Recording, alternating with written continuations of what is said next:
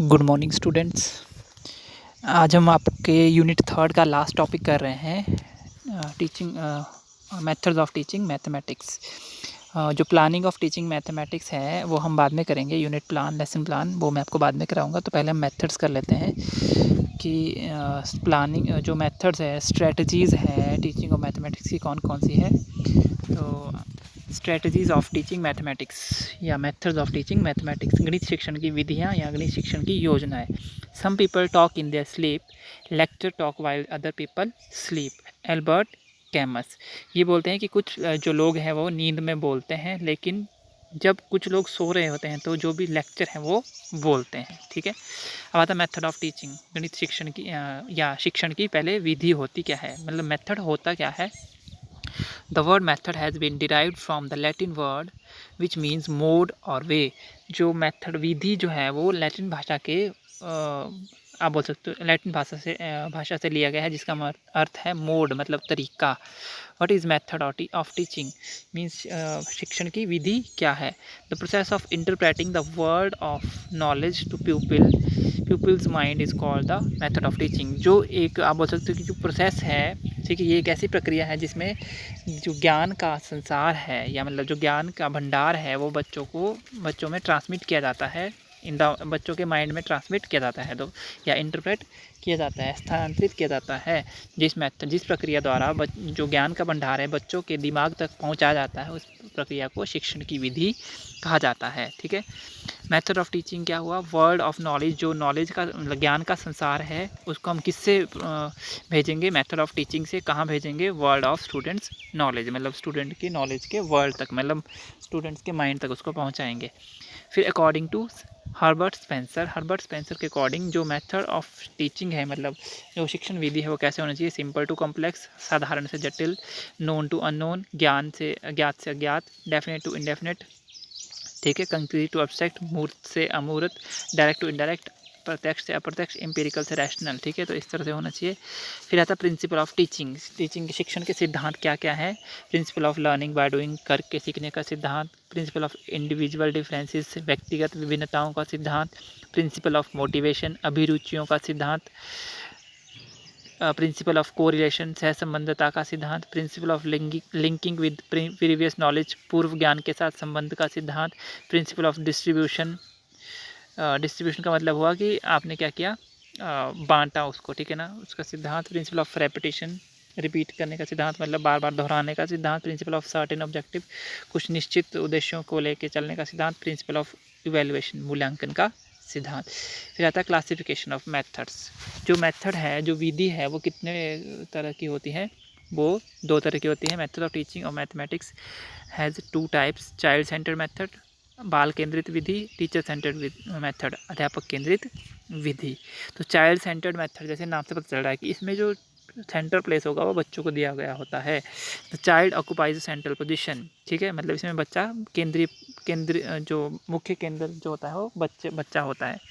Teaching learning process is geared to the needs, interest, capabilities and requirement of the child. जो इसमें जो शिक्षण अधिगम प्रक्रिया है वो कैसे तेज करते हैं, गियर का मतलब चेंज करना उसको अपने, तेज या स्लो, ठीक है, वो कैसे करते हैं, according to need, according to interest, according to abilities, according to potentialities, मतलब बच्चे का कितने क्षमता है, बच्चे की रुचि क्या है, बच्चे की मतलब विभिन्नताएं क्या है, व्यक्तिगत विभिन्नताएं क्या है, उनको देख के चलता है। It is based on psychological principle, ये मनोवैज्ञानिक सिद्धांतों पर आधारित है। To develop the abilities, skills and discovery attitude among the student. तो ये जो मेथड है वो बच्चों में क्षमताओं का विकास करने के लिए, कौशलों का विकास करने के लिए, नई नई चीज़ों को डिस्कवर करने के लिए यूज़ होता है। टीचर इज़ पैसिव, यहाँ पे टीचर पैसिव होता है, मीन्स सेकेंड प्लेस होता है टीचर का, फर्स्ट प्लेस होता है स्टूडेंट्स का। तो मतलब यहाँ पैसिव जो रोल है वो टीचर प्ले करता है, ठीक है। It includes project, laboratory, problem. जो भी बच्चा, जिसमें बच्चा खुद पार्टिसिपेट करता है वो सारे मेथड यहाँ आएंगे, जैसे project method, laboratory method, problem solving method, समस्या समाधान, ह्यूरिस्टिक, अनुसंधान मेथड, डिस्कशन मेथड, एट्सेट्रा। फिर आता है टीचर सेंटर, जैसे आपको होता है यहाँ अध्यापक, तो ये उसके उल्टा होगा, यहाँ पे टीचर जो है वो एक्टिव होगा और जो स्टूडेंट है वो पैसिव होगा। तो टीचर ऑक्यूपाई, यहाँ पे टीचर को सेंट्रल पोजीशन मिली होगी। It is focus on telling, जैसे यहाँ लेक्चर मेथड हो गया, मेमोराइजेशन बच्चों को हम याद करने को दे देंगे, ठीक है, recalling information etcetera. The children are passive. It include lecture method, historical, कोई हिस्ट्री हम बता रहे हैं, लेक्चर कम डेमोस्ट्रेशन मेथड, ये सारा आ जाएगा। फिर मेथड ऑफ टीचिंग मैथमेटिक्स, आपके सिलेबस में दो मतलब कुछ ही हैं इसमें से, तो हम पहले पढ़ते हैं। जो होते हैं वो बहुत सारे होते हैं। Lecture of teaching mathematics, sorry method of teaching mathematics. तो पहला आता है लेक्चर मेथड, ठीक है, लेक्चर मेथड आ गया आपका। व्याख्यान विधि जिसको हम बोल सकते हैं, डेमोन्स्ट्रेशन मेथड, लेक्चर कम डेमोन्स्ट्रेशन मेथड, इंडक्टिव डिडक्टिव ये है आपके, आगमन निगमन विधि, एनालिटिक सिंथेटिक, विश्लेषण और संश्लेषण और विश्लेषण विधि, लेबोरेटरी मेथड प्रयोगशाला विधि, ह्यूरिस्टिक मेथड अनुसंधान विधि, प्रोजेक्ट मेथड प्रोजेक्ट विधि, प्रॉब्लम सॉल्विंग मेथड समस्या समाधान विधि। तो आइए बात करते हैं इंडक्टिव मेथड, आगमन विधि। जैसे नाम पता चल रहा है ये आगमन मतलब एग्जाम्पल पे बेस्ड होगा। It is based on induction, ये इंडक्शन पे बेस्ड है। Induction means proving a universal truth और theorem by showing that if it is true in any particular case. तो इंडक्शन का मतलब है कि ये प्रूव करना, कोई भी यूनिवर्सल ट्रूथ है उसको प्रूव करना, कोई भी थ्योरम है उसको प्रूव करना, ये बोल के कि वो किसी एक उसको पर्टिकुलर केस में लगा के सिद्ध करना है कि वो जो थ्योरम है वो सच मतलब सही है या नहीं है। The rules and formulas are established after extensive study of experiences, experiments and example. तो यहाँ पे जो रूल्स और जो फार्मूला है वो हम तब बनाते हैं जब हम डीपली स्टडी करते हैं किसी चीज़ को, कोई एक्सपीरियंस को स्टडी करेंगे, कोई एक्सपेरिमेंट को स्टडी करेंगे, कोई एग्जाम्पल को स्टडी करेंगे। तो it goes from particular to general, ये विशेष से सामान्य की ओर चलती है। स्टेप्स, कौन कौन से कदम इसमें आपने याद रखने हैं। प्रेजेंटेशन ऑफ स्पेसिफिक एग्जांपल्स, कि आपने विशेष उदाहरणों का प्रस्तुतिकरण, ऑब्जर्वेशन अवलोकन, जनरलाइजेशन सामान्यकरण, टेस्टिंग एंड वेरिफिकेशन, ठीक है। उसके बाद आपने इसको टेस्टिंग और वेरिफिकेशन करनी है। फिर आता है एप्लीकेशन ऑफ इंडक्टिव मेथड, आगमन विधि की का प्रयोग कहाँ होता है ये अप्लाई। तो प्रॉब्लम क्या है इसमें, प्रॉब्लम क्या होगी, establishing a formula for simple solving simple interest problem. तो आपने क्या है, साधारण ब्याज से संबंधित कोई समस्या अगर आपने सुलझानी है उसके लिए फार्मूला ईजाद करने के लिए इसको यूज़ करते हैं। तो इसका पहला स्टेप क्या होगा, the teacher will present many example related to simple interest before the students. जो अध्यापक होगा वो बच्चों के सामने साधारण ब्याज से संबंधित बहुत सारे उदाहरण प्रस्तुत करेगा और उनको सॉल्व करने के लिए डिफरेंट मेथड बताएगा। जैसे यूनिटरी मेथड, एकाकी विधि आप डीएलएड सेकेंड ईयर में पढ़ोगे मैथ्स में, ठीक है, with the help of which the formula of calculating simple interest can be established. तो एग्जाम्पल आपको बताते हैं कि जैसे क्वेश्चन दिया है, find out the simple interest for ₹700 at the rate of 8% per annum for 3 years. तो आपको यहाँ पे दिया है सिंपल इंटरेस्ट निकालना है 700 रुपीज़ पे 8% की रेट से 3 साल के लिए। तो यूनिटरी मेथड के लिए हम क्या करते हैं, 100, यूनिटरी का मतलब आपने 100 से लेके चलना है कि 100 रुपये का जो, जैसे 8% पर एनम का मतलब कि एक साल पे 8 रुपये ब्याज लगती है, तो हम 100 में मान लेते हैं कि सिंपल इंटरेस्ट फॉर, तो इस यूनिटरी मेथड में आप हमेशा 100 लेके चलोगे, ठीक है। तो simple interest for ₹100 for 1 year is equal to 8, ठीक है। जो उसकी रेट होगी वो सिंपल इंटरेस्ट हमारा आ जाएगा, क्योंकि सिंपल इंटरेस्ट वही मतलब ब्याज कितनी लग रही है उस पर एक साल की, ठीक है। तो 100 रुपये पे लगेगी वो, तो 100 रुपये पे एक साल का ब्याज कितना है, 8 रुपये। इसी तरह से 100 रुपये पे एक साल का ब्याज 1 रुपये पे एक साल का ब्याज 8/100। तो 700 रुपये पे एक साल का ब्याज 8/100 गुणा 700 मीन्स, इस तरह से आप 1 को परे ले जाओगे, फिर 700 लिखोगे, simple interest for ₹700 for 1 year, तो आएगा 8/100 मल्टीप्लाई बाय 700। फिर इसी तरह से simple interest for 700 for 3 year, तो 3 भी मल्टीप्लाई में आ जाएगा। फिर जब इसको आप कैलकुलेट करोगे तो ये आएगा 168। तो ये यूनिटरी मेथड है। सिंपल मेथड तो आपको पता ही है कि principal into rate into time upon 100, वो सिंपल है। लेकिन आपने पहले क्या किया, यूनिटरी मेथड से यहाँ तक पहुँचे, फिर आपने बताया कि जो एक फार्मूला बना वो क्या बना, तो आप यहाँ से फार्मूला डिराइव कर सकते हो। जो ये टर्म्स है इसको आप इक्वेट कर सको कि हम 700 को क्या लेंगे, 8 को क्या लेंगे, 3 को क्या लेंगे, ठीक है। तो student will observe example with the help of teacher. तो व्हाट इज़, अब टीचर बोलेगा कि what is SI for 3 year in the example. तो फिर आप लिखोगे कि SI इज़ फार्मूला वही जो आपने यूज़ किया था, और बता दोगे कि 168 आ गया। Similarly by solving other problem and by observing the process of finding out, और फिर आप इस प्रोसेस को ऑब्जर्व करोगे कि हमने कैसे इसको निकाला था। यू मे बी या you student may can arrive at the laws और फार्मूला, तो आप लॉ और फार्मूला पे पहुंच जाओगे।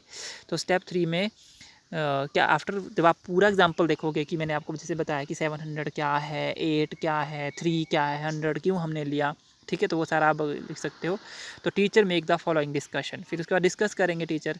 तो टीचर पूछेगा what is 8 in the given example, तो स्टूडेंट क्या बोलेगा 8 is the rate of interest. तो वो बोलेंगे कि 8 यहाँ पे दिए गए उदाहरण में क्या है, तो आप बोलोगे 8 क्या है, ब्याज की दर। What is 700 in the given example, तो आप बोलोगे कि 700 इज़ द प्रिंसिपल, तो आप बोलोगे कि 700 क्या है, मूलधन है।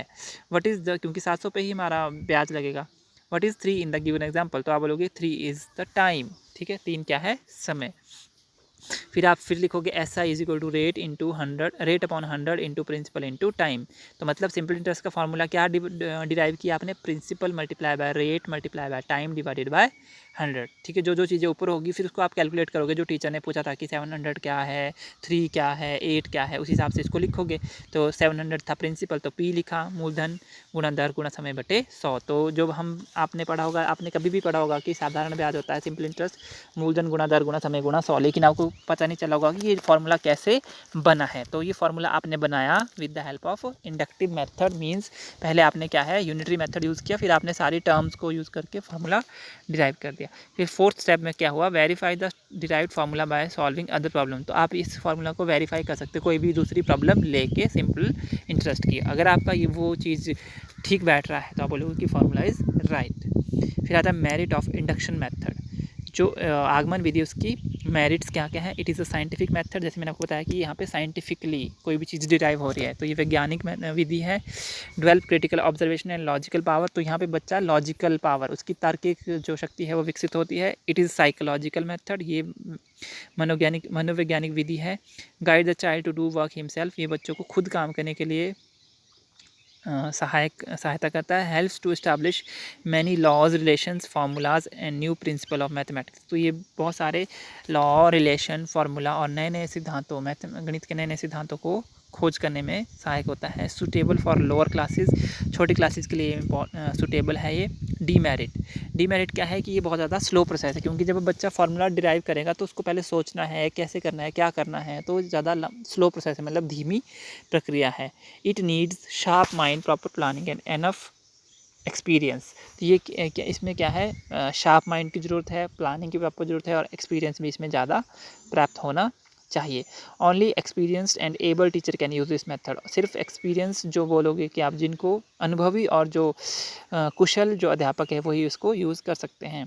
Ability capacity of problem solving can not be develop, तो इसमें क्या है, बच्चे की एबिलिटी और प्रॉब्लम सॉल्विंग कैपेसिटी डेवलप नहीं की जा सकती, कि बच्चा प्रॉब्लम सॉल्विंग कैपेसिटी है उसके अंदर या नहीं है, और या एबल है वो किसी चीज़ को सॉल्व करने, तो ये डेवलप नहीं होती किसी भी बच्चे में इस मेथड से। फिर आता है result drawn by this method are always not always true, तो इससे भी जो भी निष्कर्ष निकलते हैं इस विधि से वो हमेशा सच नहीं या ट्रू नहीं होते हैं। फिर आता है डिडक्टिव मेथड, डिडक्टिव हुआ निगमन, मीन्स इसमें हमारे को क्या होगा, हम रूल पहले फॉलो करेंगे, एग्जाम्पल बाद में देंगे। It is opposite to inductive method, ये आगमन विधि से बिल्कुल विपरीत है। डिडक्टिव लॉजिक इज़ यूज़, यहाँ पे लॉजिक यूज़ किया जाता है, ठीक है। Use in algebra geometry and trigonometry, ये एल्जेब्रा ज्योमेट्री और ट्रिग्नोमेट्री में यूज़ होता है। It is impossible to verify each law and formula practically, तो यहाँ पे आप बोल सकते हो कि हर एक लॉ और फार्मूला को प्रैक्टिकली वेरीफाई करना पॉसिबल नहीं है। Help is taken from assumption postulates and axioms of mathematics, यहाँ पे जो भी सूत्र हैं, जो भी अवधारणाएं हैं, उनसे हेल्प ली जाती है कोई भी हमने फार्मूला डिराइव करना हो। बेस्ड ऑन डिडक्शन, ये डिडक्शन पे बेस्ड है। एब्स्ट्रैक्ट टू कंक्रीट, मूर्त से अमूर्त, जनरल टू पर्टिकुलर, सामान्य से विशेष, from general rule to example, और साधारण सामान्य नियम से उदाहरण की ओर चलता है ये। फिर जैसे एग्जाम्पल बताता हूँ मैं इसको, आपको इसका क्या एग्जांपल है। If length and breadth of rectangle is 6 metre and 4 metre, find the area of the rectangle, तो आपको बोला यदि आयत की लंबाई और चौड़ाई 6 मीटर और 4 मीटर है तो आयत का क्षेत्रफल ज्ञात कीजिए। तो children will be able to solve, आपको बताया होगा कि जो अध्यापक बताएगा कि जो आयत का क्षेत्रफल वो होता है लंबाई गुणा चौड़ाई, तो एरिया ऑफ रेक्टेंगल होता है लेंथ मल्टीप्लाई बाय ब्रेड्थ, तो आप सीधा लिखोगे 6 मल्टीप्लाई बाय 4 कितना आएगा 24। तो पिछले एग्जाम्पल में हमने डिराइव किया था फार्मूला और इसमें हमने सीधा ही फार्मूला यूज़ करके क्वेश्चन को सॉल्व किया। मेरिट्स क्या है इसकी, mathematics become very easy and comfortable, इससे मतलब ये शॉर्टेस्ट, मतलब आप जल्दी इसको प्रॉब्लम को सॉल्व कर सकते हो। तो मैथमेटिक्स क्या है, इजी और कंफर्टेबल बन जाता है इससे। The speed of gaining knowledge increases, और किस ज्ञान जो प्राप्त करने की जो गति है वो तेज़ हो जाती है। Use in the storage of time, मतलब समय की बचत में ये यूज़फुल है। No difficult for both teacher and student, ये डिफ़िकल्ट नहीं है टीचर और स्टूडेंट के लिए। More knowledge in less time, और कम समय में ज़्यादा ज्ञान की प्राप्ति होती है इससे। ठीक है। Laws principle and formulas can be easily checked, और इसमें जो लॉज प्रिंसिपल और फार्मूला है वो ईजिली चेक किए जा सकते हैं। Do the exercise quickly and easily, इसमें एक्सरसाइज क्विकली और ईजिली कर सकते हैं, मतलब जल्दी से और आसानी से। Short as well as practical, और ये लघु और प्रयोगात्मक है। कहता है लिमिटेशन ऑफ डिडक्टिव मेथड, आप बोल सकते हो निगमन विधि की लिमिटेशन, सीमाएं क्या है। नॉट इन साइकोलॉजिकल प्रिंसिपल, ये मनोवैज्ञानिक सिद्धांतों पर आधारित नहीं है। स्टूडेंट वर्क लाइक मशीन, इसमें जो स्टूडेंट है वो एक मशीन की तरह काम करता है। नॉलेज गेंड इज़ अनस्टेबल, और इसमें क्या है, जब आपने आगमन विधि में देखा होगा, पहले आपको मैंने रूल उसमें बताया था कि पहले रूल तक पहुंचने के लिए हमने एग्जाम्पल लिया कैसे कैसे पहुंचना है, तो बच्चे की जो लर्निंग है वो परमानेंट रहेगी, लेकिन इसमें स्टेबल रहेगी। तो इसमें ऐसा कुछ नहीं, इसमें सीधा फार्मूला बताया जाता है, बच्चों को बोला जाता है कि आप इसको पुट करके सॉल्व कीजिए प्रॉब्लम को। तो इसमें जो ज्ञान प्राप्त करते हैं बच्चे वो स्टेबल नहीं है और परमानेंट नहीं है। Not scope for developing power like logical thinking, इसमें बच्चा सोचेगा भी नहीं। उसमें बच्चे ने सोचा था, लेकिन इसमें बच्चा सोचता नहीं, बस सीधा उसको रटने वाला काम हो जाता है। Not stable for lower classes, छोटे बच्चों के लिए ये यूज़फुल नहीं हो सकती, क्योंकि छोटे बच्चों को आप डायरेक्ट फार्मूला बताओगे तो वो तो बोलेगा कि कैसे आया, उसको मतलब कोई बच्चा अगर सोचेगा तो। Teaching learning process become uninteresting and dull, और इससे क्या होता है, टीचिंग लर्निंग प्रोसेस अनइंटरेस्टिंग हो जाती है, क्योंकि फार्मूला हम बता देंगे बच्चों को, वो उससे करेगा तो इंटरेस्ट कोई आएगा नहीं। अगर बच्चों को हम खुद करने को देंगे, जैसे पिछले एग्जाम्पल में दिया था, तो वो इंटरेस्टिंग बनाता है। फिर लिमिटेशन ऑफ डिडक्टिव मेथड, ठीक है ना, इसकी ही और ये तो हो गया, सॉरी, ये लिमिटेशन 2 बार हो गई है। उसके बाद आता है difference between inductive and deductive method. इसमें डिफरेंस आपको आता है कई बार आगमन और निगमन विधि में, तो मैंने आपको जैसे बताया था, आपको पीछे से लेके पता भी चल गया होगा। तो इंडक्टिव मेथड क्या है, पर्टिकुलर टू जनरल, सामान्य से विशेष से सामान्य, और डिडक्टिव है सामान्य से विशेष। Habit of discovery is develop, इसमें किसी भी चीज़ की खोज करने की आदत विकसित होती है और इसमें नहीं होती है। बेस्ट मेथड ऑफ टीचिंग है, शिक्षण की उत्तम विधि है ये शिक्षण, ये लर्निंग अधिगम की बेस्ट मेथड ऑफ लर्निंग, ये अधिगम की उत्तम प्रक्रिया है या विधि है। सुटेबल फॉर लोअर क्लासेज, ये छोटी कक्षाओं के लिए सुटेबल है, ये बड़ी कक्षाओं के लिए सुटेबल है। Develop self confidence and self reliance, इसमें आत्मविश्वास और आत्मनिर्भरता का विकास होता है, इसमें सेल्फ कॉन्फिडेंस और सेल्फ रिलायंस डेवलप नहीं होता। डिस्कवरी ऑफ न्यू नॉलेज, इसमें नए ज्ञान की डिस्कवरी होती है। इसमें use the knowledge gain by other, इसमें हम जो दूसरों द्वारा नॉलेज गेन की गई है, मीन जो डायरेक्ट हम फार्मूला यूज़ कर रहे थे वो, ठीक है, उस तरह से। साइंटिफिक मेथड, ये वैज्ञानिक विधि है, इट इज़ नॉट साइंटिफिक, ये वैज्ञानिक नहीं है। डेवलप साइंटिफिक एटीट्यूड, ये वैज्ञानिक दृष्टिकोण का विकास करता है, ये डेवलप नहीं करता। Emphasis on original and creative work, ये रचनात्मक और आप बोल सकते हो कि जो ओरिजिनल वर्क है उस पर एम्फेसिस करता है, और ये एम्फेसिस ऑन प्रॉब्लम सॉल्विंग, ये समस्या समाधान पे बल देता है। Teaching learning process become interested, इससे टीचिंग लर्निंग शिक्षण अधिगम प्रक्रिया रुचिकर हो जाती है और इससे डल हो जाती है। स्लो मेथड, ये धीमी प्रक्रिया है। फास्ट मेथड, ये तीव्र प्रक्रिया है। साइकोलॉजिकल है, ये मनोवैज्ञानिक है इंडक्टिव, और ये अनसाइकोलॉजिकल अमनोवैज्ञानिक, और ये अंडरस्टैंडिंग सेंटर है, और ये मेमोरी सेंटर्ड है, ठीक है ना। मीन्स यहाँ पे आप सीधा जो सेकंड वाले मेथड में मतलब कि रटने वाली प्रक्रिया पे है, और यहाँ पे अंडरस्टैंडिंग अच्छे से हो जाती है। सो रोल ऑफ टीचर क्या होगा इसमें, तो ये हर मेथड में आप लिख सकते हो, जो भी है हर एक जो भी जिस भी टाइप का मेथड है उसमें अगर रोल ऑफ टीचर पूछा होगा तो आप यही लिख सकते हो कि teacher should provide democratic atmosphere in the classroom.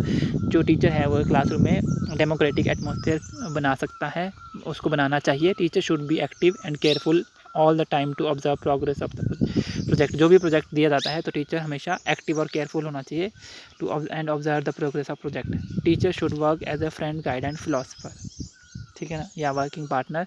Teacher should have thorough knowledge and experience, teacher को थॉरो नॉलेज होना चाहिए और एक्सपीरियंस होना चाहिए। So thank you, that's all about the inductive and deductive method. I hope आपको समझ आया होगा। आपको कोई भी क्वेरी हो तो आप मुझे पर्सनली मैसेज करके बोल सकते हैं। Thank you and have a nice day.